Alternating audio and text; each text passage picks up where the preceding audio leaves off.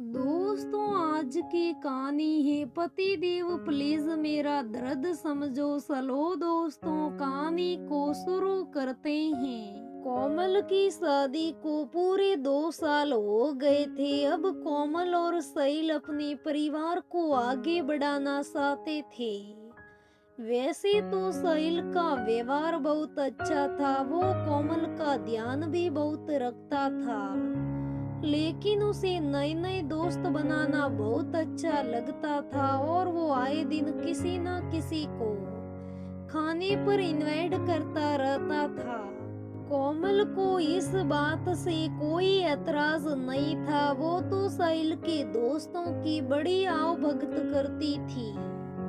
कोमल को ये डर सताता रहता था कि परिवार आगे बढ़ेगा तो काम की जिम्मेदारी भी बढ़ जाएगी।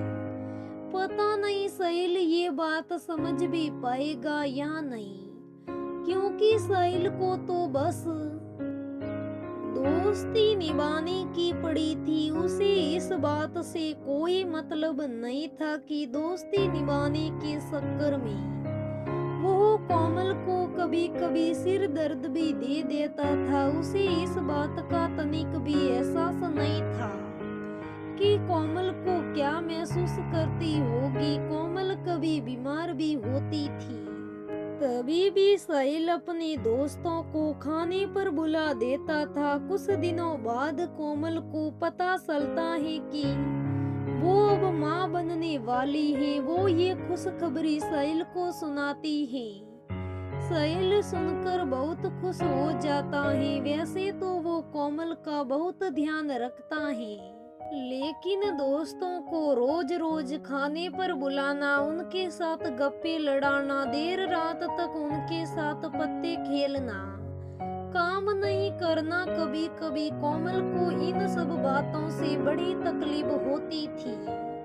लेकिन साहिल को बुरा ना लगे इसलिए वो ज्यादा कुछ नहीं बोलती थी। इस तरह से 9 महीने पूरे हो जाते हैं और कोमल की गोद में एक प्यारी सी बिटिया आ जाती है। बिटिया होने पर कुछ दिनों के लिए सासू माँ आ जाती है। इससे कोमल को काफी सारा मिल जाता है।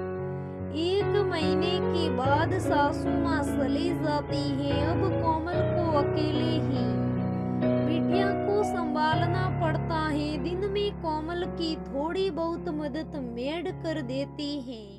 ऑफिस से आने के बाद साहिल भी कोमल की थोड़ी बहुत मदद कर देता था, लेकिन साहिल के दोस्तों का आना जाना कम नहीं हुआ था।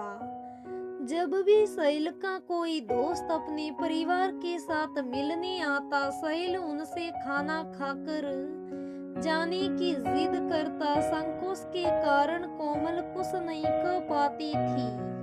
कोमल को बिटिया रात में भी परेशान करती थी, इसलिए उसकी नींद पूरी नहीं हो पाती थी। एक दिन कोमल से मिलने उसकी सहेली आयुषी आई है। आयुषी कोमल की बिटिया को देखकर बहुत खुश होती है। कोमल का मुरझाया हुआ चेहरा देखकर आयुषी उससे पूछने लगती है, क्या बात है कोमल, क्या बिटिया होने पर तुम खुश नहीं हो? कोमल आयुषी को बताती है, ऐसी बात नहीं है, बिटिया होने पर तो हम दोनों बहुत ही खुश हैं। मैं तो साहिल की तरफ से थोड़ा परेशान हूँ। साहिल समझते ही नहीं कि मैं नई नई माँ बनी हूँ। रात में मेरी नींद भी पूरी नहीं हो पाती है। फिर भी साहिल अपने दोस्तों को आए दिन खाने पर बुलाते रहते हैं। कम से कम उनको ये तो समझना चाहिए कि मैं नई नई माँ बनी हूँ। आयुषी कोमल से कहती है, इतनी सी बात है तो साहिल से खुलकर बात क्यों नहीं करती है? जब तक तू उन्हें कुछ नहीं बताएगी नहीं, तब तक उन्हें कैसे पता चलेगा कि तू तकलीफ में है? क्या पता साहिल को इस बात का एहसास ही ना हो कि तुझे इस सब से तकलीफ हो रही है। अब जब भी साहिल का मूड अच्छा हो तुम साहिल से कहना, पति तुम तो समझो कि मैं नई नई माँ बनी हूँ। ये सुनकर कोमल रात की सांस लेती हैं और मन ही मन सोचती हैं कि साहिल से इस बारे में बात करूंगी। दोस्तों, माँ बनना एक बहुत ही सुखद एहसास है, लेकिन माँ बनने के साथ ही जिम्मेदारियां बढ़ जाती हैं। आजकल एकल परिवार होने के कारण पति की ये जिम्मेदारी बनती है कि वो नई माँ यानी अपनी पत्नी का हर तरफ से ख्याल रखे। एक छोटे से बच्चे को संभालना बहुत ही मुश्किल भरा काम होता है, इसलिए हर पति को सोचना चाहिए कि वह अपनी पत्नी का हर तरीके से ख्याल रखे, क्योंकि नई नई माँ को पति के मॉरल सपोर्ट की बहुत जरूरत होती है। उस दिन के बाद कोमल ने अपने पति को ये सब बात समझाई और पति भी समझ गया। आज दोनों खुश हैं और उनके ज्यादा दोस्त आते नहीं, और आते हैं तो दोनों मिलके काम करते हैं, इसलिए कोमल को ज्यादा दिक्कत नहीं होती है। आज खुशी खुशी रह रहे हैं। कोमल भी एक हंसमुख लड़की की तरह रह रही है। अब उसके दिल में कोई बोझ नहीं है। दोस्तों, कहानी कैसी लगी मुझे कमेंट में जरूर बताइएगा।